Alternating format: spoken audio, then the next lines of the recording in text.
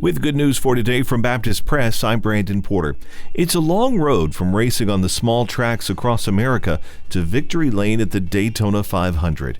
In a new I Am Second video, Michael McDowell, winner of the 2021 Daytona 500, says lessons of humility and faithfulness don't end when a driver reaches the senior racing circuit. A death-defying crash during his rookie season back in 2008 sent McDowell on a 14-year journey that he says God used to teach him to rely on God. In the video, the Daytona 500 winner talks about his faith in Jesus Christ and how it brings him peace with God despite his circumstances.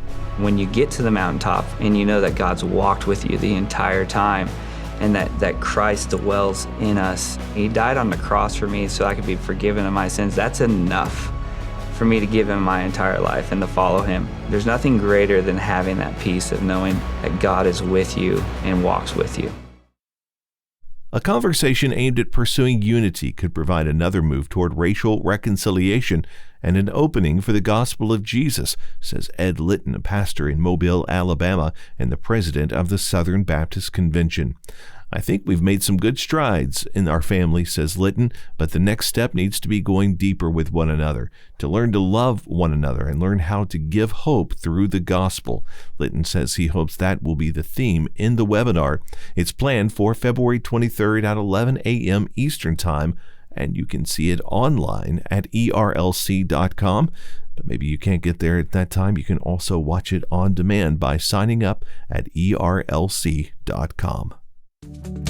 Good News for Today is made possible through our friends at the Voice of the Martyrs, a nonprofit organization that serves persecuted Christians around the world. Founded in 1967 by Richard and Sabina Wurmbrand, VOM is dedicated to inspiring believers to deepen their commitment to Christ and to fulfill His Great Commission, no matter the cost. Find out more and sign up for their free monthly magazine at vom.org/goodnews.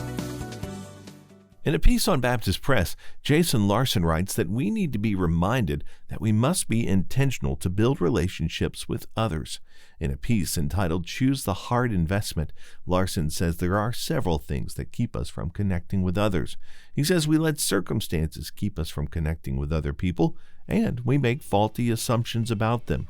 Despite these things that keep us apart, he says we must be intentional to connect with people. In the piece, he gives some very specific ways in which we can do so. You can read the entire piece at baptistpress.com.